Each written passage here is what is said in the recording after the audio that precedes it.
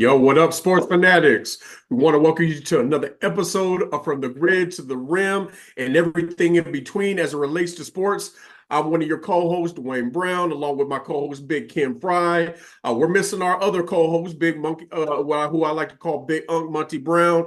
He's off the show for today. He has some other obligations, so being Big Ken Fry, gonna look to hold it down for you. And I know Yeah. we're a little bit of we know we're somewhat of a day late and dollar short, or several days late and a dollar short, but we definitely want to take the time to give our assessment of the NCAA Final Four championship game, the Final Four games that kind of led up to that. As we know that all four number ones were in the Final Four. It was the first time or the second time since 2008 that all four are number ones. And to be quite honest with you, if anybody is a big sports fan, we know that all the number ones did not disappoint. Every game, with Florida and Auburn going at it, SEC Titans, and then you had Houston and Duke going at it. And everything, all the matchups were highly anticipated, and so and then we saw who got to the championships, which led to Houston and Florida. So again, we want to just give our takes, our assessments on those, and usually when it comes down to a sports calendar year, the best time we like to watch sports is around that October all the way up into March Madness usually, and then things start dwindling down, with NBA hockey coming into season, the MLB season starting to come out. But usually that realm of sports is usually the best because usually from around that October all the way up till February, March, all the way to March Madness is usually a peak time where we get to see a lot of sports all at once, from college basketball, college football, NFL, NBA starting up, and hockey starting up for all our hockey fans out there, things like that. So that's always just one of the best times. But as we see now that March Madness is over, things are starting to dwindle down a little bit. So again, but sports outside of things like hockey and NBA finals NBA playoffs coming up, the Masters coming up, all that stuff, so to keep us sports fanatics pretty much entertained. So without further ado, Big Ken, let's kind of get into it. And just kind of go ahead and kick this show off. We have four number ones going at it. So the first thing we can probably do is just go ahead and dive quickly into before we start talking about the championship final. We can talk about the Florida Gator game against Auburn and just kind of what your assessment of that was.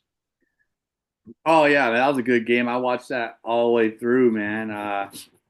It was back and forth. The first 10 minutes, man, it was like tight, like 1 point lead, 22-21, 17-16. It was just back and forth, up and down. That game got off to a great start, a fast start, but then Auburn kind of developed a little bit of a lead. They're up by 8 or 9 points at halftime, so they were able to separate a little bit. But man, Clayton Jr. and 34 points for the game, man. He had a huge game, especially in the second half. Broome was good for Auburn. Auburn's big men really good. Those boys are big and they're powerful, man. They're strong. Like, just how strong Broome is down low, like seeing his moves, like Mhm. Absolutely. he's hard to stop. Absolutely. Yeah, he's Absolutely. tough. Yeah. Yeah. Yeah. So I was just disappointed that Florida got as the old saying goes, and we'll probably be saying this pretty much about all the games, is it's not how you start, it's how you finish. Yeah, And when you kind of look at the Gator Auburn game, the Florida Auburn game. I mean, it was just such Auburn just got up to such a fast start. I yeah, mean, it almost didn't it almost I ain't say because this is the Final Four, so somebody's gonna come back make a comeback at some point in time. The question is just when. And mm, but I mean, Auburn was really trying to send a message. Bruce Pearl's team was really trying to send that message, and they got off to a quick start. I mean, like probably in the first 5 minutes, first 6 minutes, for first 8 minutes, it was like already 20 something to yeah. It seemed like You no one know, missed. Yeah, it seemed like no still one missed. Florida's still in single digits, but they look like they started closing that gap before halftime. Last time I checked, it was like 46-38. And then Yeah, you that was the knew a score. comeback was going to happen, but the question becomes, could Auburn hold on? To which they couldn't, because I knew, I don't know about you, I knew that Clayton was going to have to be Clayton. Yeah. And excuse me, Walter Clayton Jr. was going to have to be Walter Clayton Jr. You know what I'm saying? If a mama call him Clayton Jr., I'm going to call him Clayton Jr., doggone. So with that being said, I knew that he was going to have to step up in a big way. And boy, did he do that. You know what I'm saying? The second half was all him. Was all Yeah. him. It looked like the basket was bigger than his head. He couldn't miss almost. He was making he when I say the man got a stroke, this is what I said in the last show. When the man got a stroke, the brother got a stroke. And man, he was that dude. He was that man. And he showed up and showed out. And he almost seemed unstoppable, man. And they turned out to be one of the best games you ever seen in Final Four history. How they mounted that comeback. I was just disappointed a little bit with their front court because they should have did more. Yes. Condon got in early foul trouble.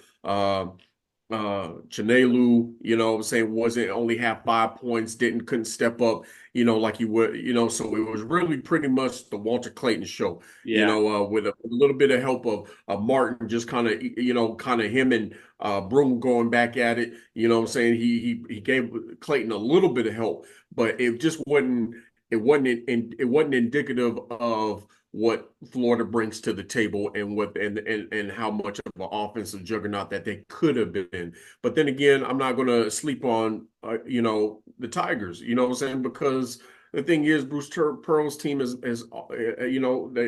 they've been good all year. And defensively, they are pretty much a beast to deal with, and they can score at will. So we knew this was going to be a close game between SEC opponents, and so it turned out just to be just that.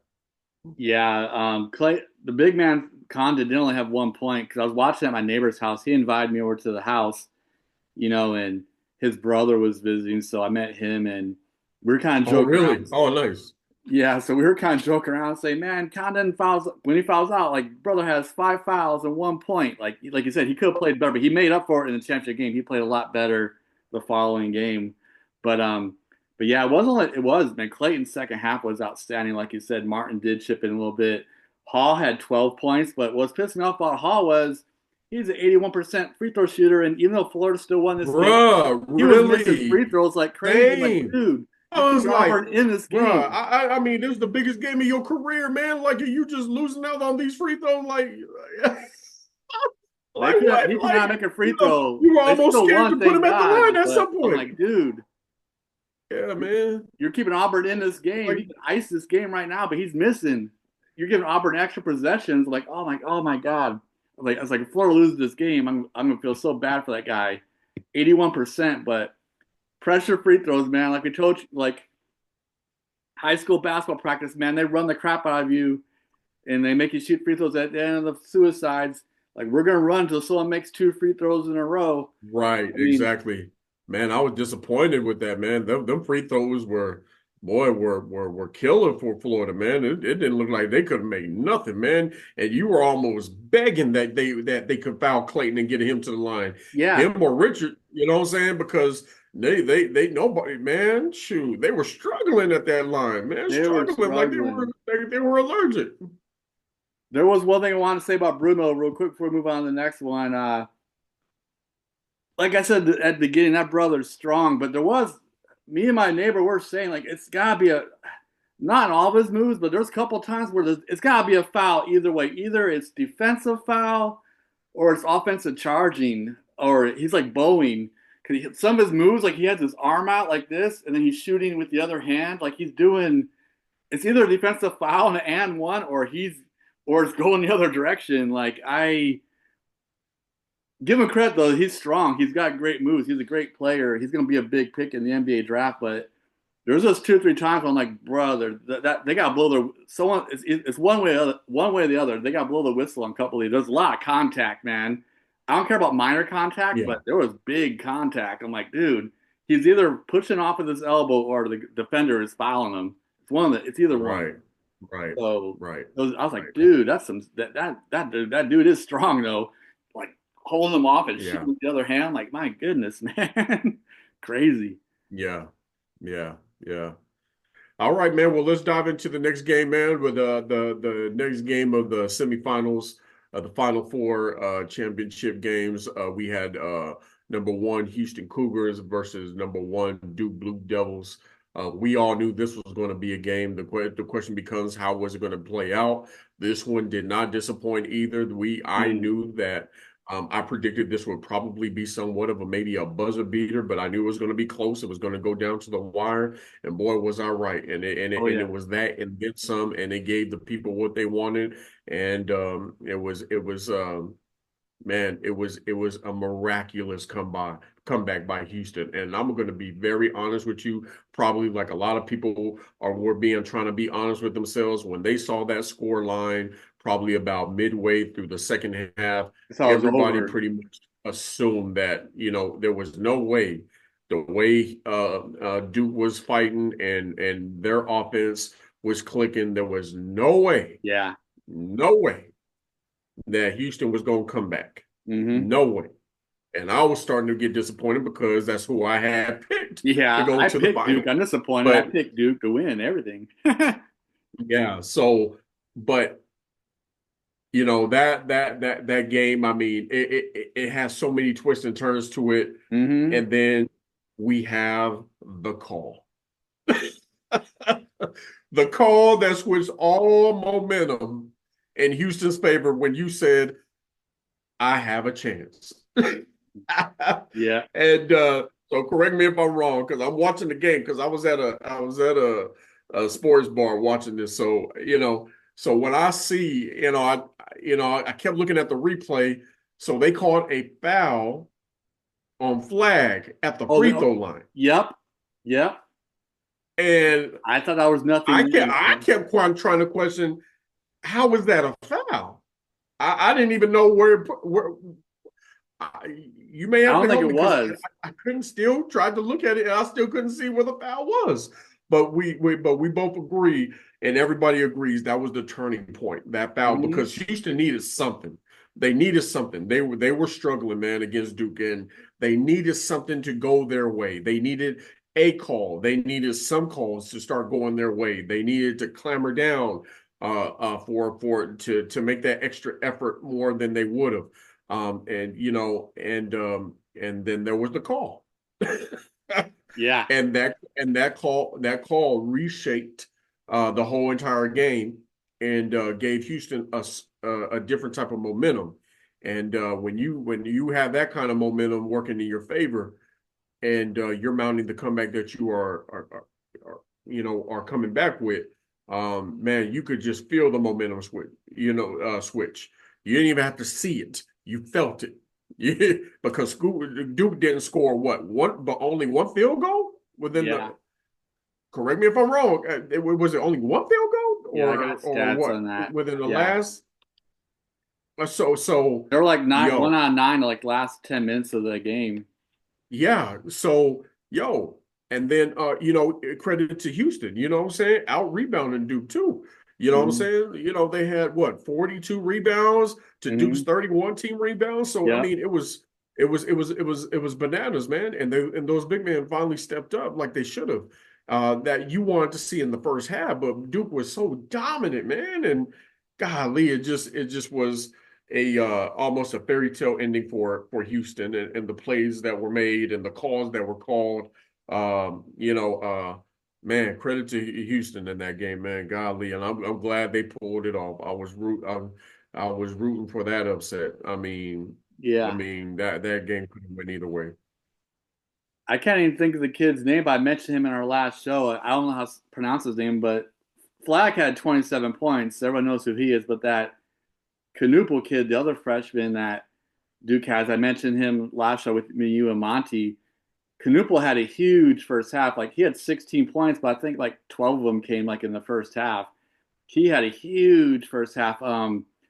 But but Duke's third guy, Proctor, and who's their most experienced guy, because Flag and Canuple are freshmen. Like Proctor's like a junior, I think. He was there Yeah. last he's been there the last couple of years, and he only had Oh yeah. 7 points.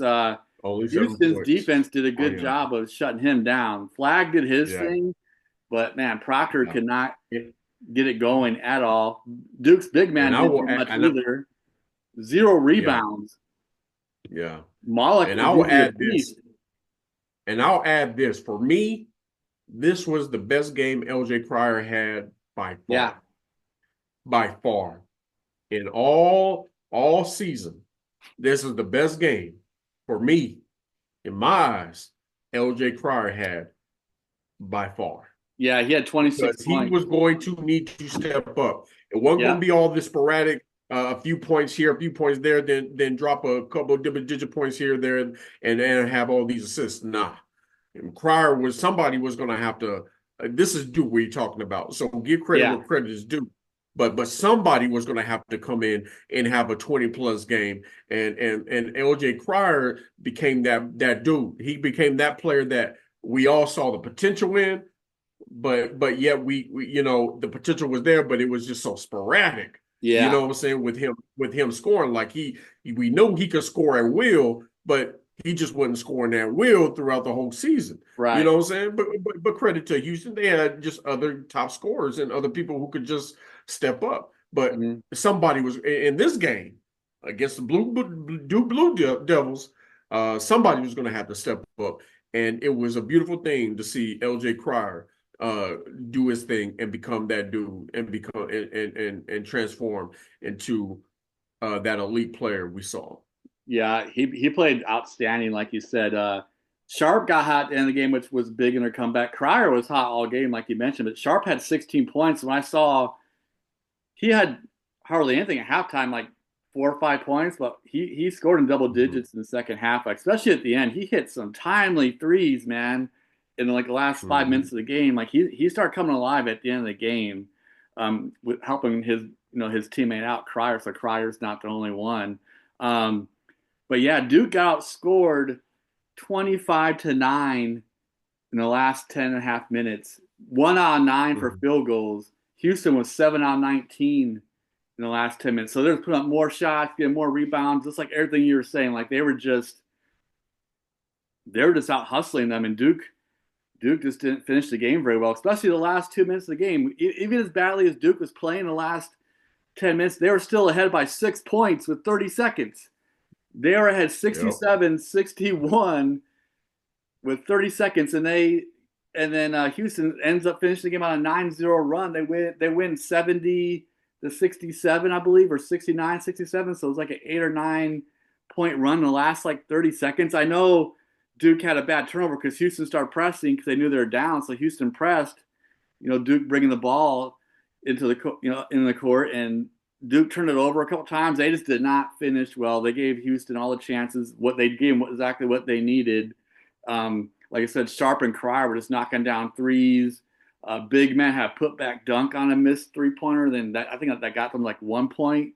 Like Duke just did not finish the game good at all. I guess you could say it's like some people were saying Duke's a very young team with multiple freshmen out there, Flag and Canuple. Then Houston is maybe I don't know what the reason is, but some people are saying maybe it's experience because Houston's been there, done that. Like you said, they've been getting in the tournament Yeah, that's year true. in, year That's out. true.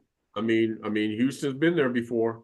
Majority of those players came back, Yeah, yeah, from they came last year. back. So, everybody knew they had the qualifications to make another run at a championship. Yeah, they And did. this was guaranteed to be, I ain't gonna say guaranteed, but this was their potential year to make a run at it, and take what was theirs, you know what I'm Yep. saying? So um but Duke just had that elite class come in with Cooper Hmm. Flag, and so they of course, when you have a class like they brought in, you have the highest of expectations. And as far as I'm concerned, they lived up to those They expectations did. They got by at to least the making it Final to the Four. Final Four. So Yeah. I will definitely give them credit. They've been tough all year. And you can't take that away from them, man. So big up to Duke, and big up to congratulations to U of H in that game, because they gave the people what they wanted to see, and that was a great number one versus number one matchup. Yeah, give credit to Duke before we move on to the championship game. I watched the post game interviews. Give credit to Duke's coach. He handled it well. He handled it with class. Like, so I'm not a Duke fan by any means, but just being a sports fan, yeah, he handled things the right way in the press conference. Obviously, he's disappointed, but he gave all the credit to Houston. He just said he wishes he could have done more from Yeah, oh yeah, a coaching yeah, standpoint, to yeah. help Shire, them he's a out. class act, man. I mean, I ain't a Duke fan either, but Shire's a class act, and I think he's going to be an awesome coach and an elite coach for years to Oh come. yeah, he's young. I think Duke is in great hands with him. So Yeah, Houston's coach, I like him too, but there's one thing he said. He didn't say anything wrong. I just wasn't crazy about the comment.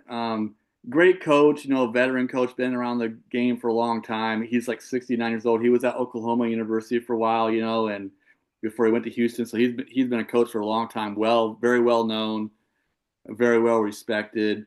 I got respect for him, but there was one thing he said, in the post game conference. They won the game. It'd be different if they lost the game. He was complaining about this, but he said he was complaining about the 5 second calls. He thought it was 5 seconds when they're trying to inbound the ball, and he was complaining about in the press conference. Like, to me, that doesn't make any sense. To me, that's something you complain about if you lose the game by a point and you think you didn't get a chance to get the ball back. But like, dude, you won by this amazing comeback. Why are you complaining about a no 5 seconds call? And that's all judgment, like how fast the referee is counting. You know, I don't know. I just didn't like it. He didn't say anything wrong, but I don't know why you had to bring that up when you just won a major big game. So I don't know, but that's just me. sure, sure, sure. So we move on to the championship game, which was my picks in my brackets. I picked Florida going to the Yeah. championship game, and I also picked Houston going to Yes, the you did. championship game. So I will take my little pat on the back if you There you don't mind. go. Big O, And I was so happy Monty. about that. We knew this was gonna be a great game. It was just for me, it was gonna be a front court battle, and it was going to depend on other people stepping up. I didn't expect Clayton to have the game he did against Auburn because I knew Houston defensively were Yeah, just that they kind were of locked team in. that wasn't gonna let him go Oh off yeah, like he did. And so I had to, kind of assess that prior to the game. Like, I'm like, look, I don't think Walter Clayton Jr. is gonna have that kind of game, but I think he should be able to have a decent game. Well, Houston proved me right. They clamped down on him, which means somebody else had to step up. And and boy did Mr. Will Richard step up to the yes. plate with 18 points. And really, I think if I can assess Florida um, to the best of my ability, this was the best team win Hmm. outside of individuals that they put together to be a great and awesome Houston Hmm. team. And it was going to have to be that way. And you can see for me when you see the shift, the bigs for Florida stepped up in a big way outside that Auburn game. Yeah. Okay, because they really couldn't get a lot going. You know what I'm saying? Uh, outside of maybe Martin for the Gators, but other than that, this was a complete turnaround for Alex Condon. Decent game. Other people stepped up. Will Richard, as I mentioned, it was just going to have to be a good all-around game. And the crazy thing about it, it wasn't going to be no blowout. It was going to be a good defensive game. Now, my prediction in one of my brackets now, and I'll just use my ESPN bracket that I filled out for example. I had the Gators winning, but and how they give you a tiebreaker score. Well, I was off by 10 points. Hmm. I had the Gators. I had the Gators winning, and then the tiebreaker score. I think I put 38. Oh, And so uh and then but the total score was 128. oh my God. So I was super duper close in that. So I Yeah, was like, dang. 128, 138. Yeah, mine was Yeah, close yeah. too. Yeah, so I was close. Yeah, and Uncle Monk, man, he was close too in his predicted score. And he So picked Florida to win the whole thing from our Final Four show. yeah, he He had did. He he did, got he man. had He that. did. After I had to look at Florida in there, I had to reassess because I had Houston winning the championship. But after we did the opening episode of the Final Four, I had to reassess because I had to look at Florida's bench. And they had one of the deepest benches Hmm. in the tournament. And so that's what kind of made me switch my pick up a little bit. You know what I'm saying? But it was neck and neck between them and Houston. And I just went with Florida and it turned out to work out. It worked out pretty well. Yeah, it was 31-28 at halftime, and Clayton had 0 points. He only took he was like 0 They and clamped 4. on them, dog. They clamped on them. They They clamped clamped on, but like on I them. said, other people stepped up. It was only a three They, point game at halftime. So I was thinking in my mind, like, dude, Florida's best player hasn't scored yet, and they're only down by 3 points. So I like their chances in the second half. But like you said, Condon had 12 points. He was a beast. Richard had 18, like you said. Multiple other players scored. Team game. Um, yeah, the turnovers, man. Houston was just forcing Florida into a lot of turnovers in the first half. In the second half, the roles kind of reversed. Like Florida played better, didn't turn up all over as much, and Houston had some costly turnovers. In the last 4 or 5 minutes of the game. But Houston was up by 14 points. So at one point, Florida makes his comeback. Florida's been a comeback team in the tournament so far. They were down against Auburn at halftime by 8 points which isn't a lot, but they're still down. They're down by 10 points against Texas Tech in the Elite Eight game, down by 10 points. Who brought them back? You know, Clayton Jr. went off in that game. Him and Hall both went off. Hall had like 20 points in that game. That was Hall's best game by far in the tournament, was that Texas Tech game, 20 points. But him and Clayton Jr. were just both going off. But they've been a comeback team. It yep. seems like most of this tournament they get down, but you can't count them out. They just have the will to win at the end of the game, and then Yeah. Yeah. man, that ending Yeah. was crazy. It was, and that was the ending. You don't want to end that way in a championship Nope. game, knowing that you have a chance to win. That is the worst way to end, and I feel so bad for Houston. Yeah. I support U of H, but at the end of the day, that was man, that I mean, that's just a life mindset, saying that just won't go away. Yeah. You can probably get over it, but every time you dredge up that game, that's the one of the first Yeah. memories, that's going to happen. That's going to come to your mind. And I feel bad. I feel bad for that team, for how it ended for them without at least Getting getting a a shot shot. off. You know what I'm saying? At Yeah, least. And they have plenty of time. They have plenty of time. they had But like what I was 19 really disappointed, seconds, I think. right? But what I was really disappointed, man, and this is no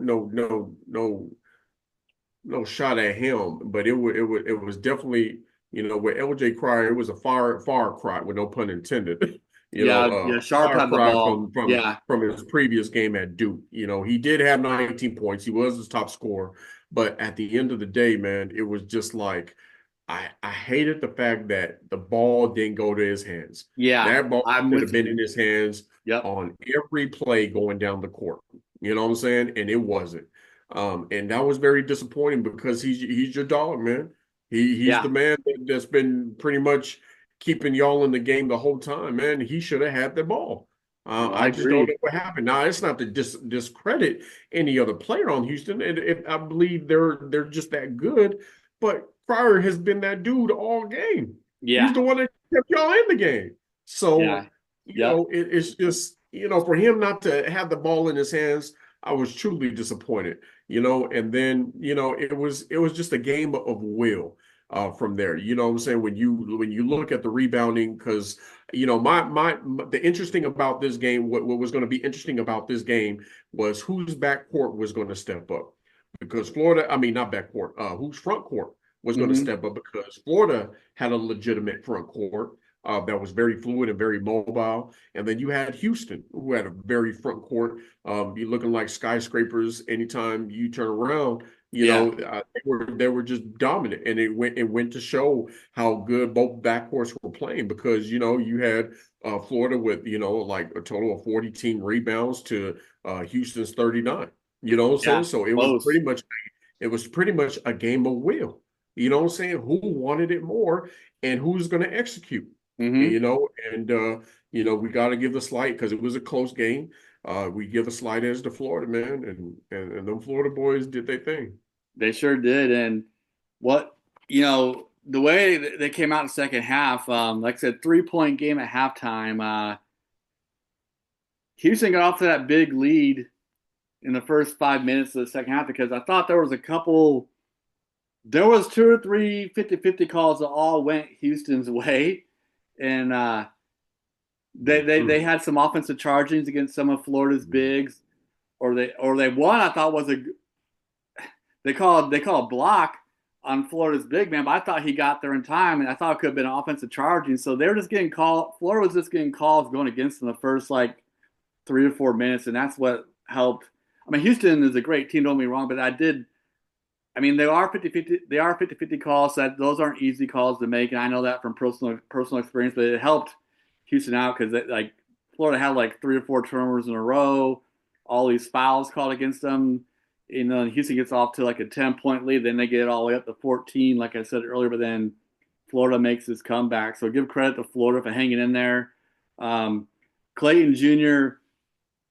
scored all 11 points in the second half. He hits some big shots when they needed it. He finally got a couple of threes Mhm. go down. He got a couple of and ones with layups. That's one another thing he's really good at. We all know how well he can shoot, like you were saying earlier. The boy can stroke it, but he can also finish at the hole with the right or left hand. He's strong, man.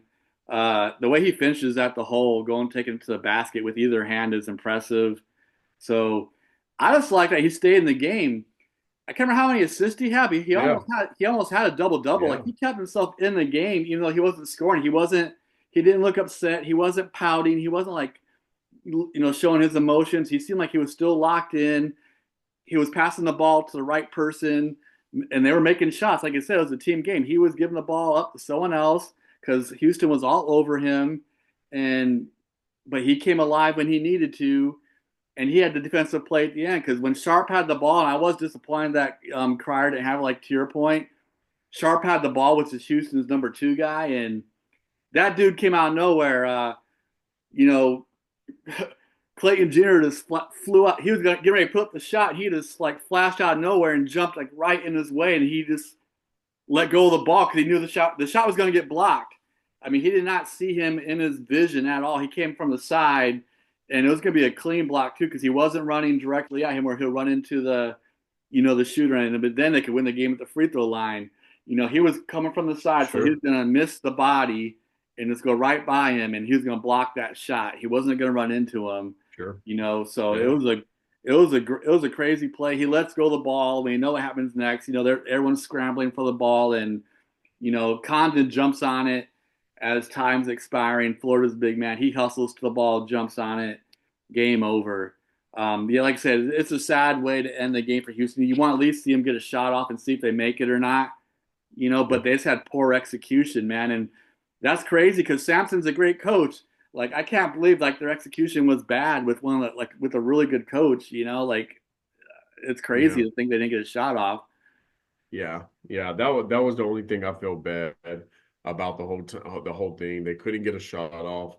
How it ended for them was just as bad, where he, had to let the ball go because couldn't get it off, Is and it going to be he traveling or would, a block shot? touched it. It would have been double dribble. You know what I'm saying? Yeah, So it just, man, that was just a sucky way to end a game. You know what I'm yeah, saying? So I mean, but nonetheless. Florida played an awesome game. Both teams played an awesome game. It made the championship game worthwhile. No blowout. We knew, Florida was going to at least try to mount one type of comeback, and it was, I think it was one of the best comebacks in the NCAA yeah. history. So I will give them the credit where it's due, Hmm. and I'm just glad that my picks who came through and wanted the championship. So, so I will take that. I will take that dub, Yeah, you could take it. and then like I said, and I kept my original picks, shout out brother. to Florida. I didn't make Congratulations, man. changes. But I'm glad you could take the dub though, because yeah, I always stayed with my original bracket. Oh no, I'm gonna take the dub, dog. I'm gonna take You can the take dub. it. You can take it. You can take it. I've been saying, I've Yeah, been you saying have. like, I've been saying, man, I think I think checking out Unk's, assessment of Florida. I say, man, let me double check, and because I knew how good Florida was, but I just, I'm just like, what would me, out between Houston and Florida, what would make me even consider switching to Florida? Yeah, When I have to go back and watch some of those games and outside of Walter Clayton and Richard just having the games and I really looked at their backcourt, I mean their front court, and then their bench. And man, they were just legit. I said, yeah. nah, I can see Florida making a deep run. And so that's what prompted me to kind of reassess No, and with my absolutely. pick, or else I had Houston winning it. But other than that, I think I Well, we chose always got to Florida. make adjustments because of the show. Like that's for any sports fan. Like with the bracket, whatever your original bracket was. Like if you're doing like a show like we do, or you're just talking to your friends, or you're gonna just predict who's gonna win the next game. You have to predict it off the teams that are in it. And like some of your Sweet 16 teams may not be in it because they didn't all make it. Or your Elite Eight. Not all your Elite Eight teams got to the Elite Eight, or not all your teams got to the Final Four. I had two of my original teams in the Final Four, so I didn't do bad. I had 11 out of 16 in the Sweet 16. So I got to a really good start. But where I fizzled, though, was when Michigan State lost in the Elite Eight game because I had a long shot with Michigan State just to bring up them real quick before we close because no a Big Ten team hasn't won the dance since 2000. The last team was Michigan State, and I was thinking like, man, Big Ten's gotta get over this hump, man. Like these dudes got a good basketball conference, but in the tournament, they just can't seem to get all the way. Purdue got close last year.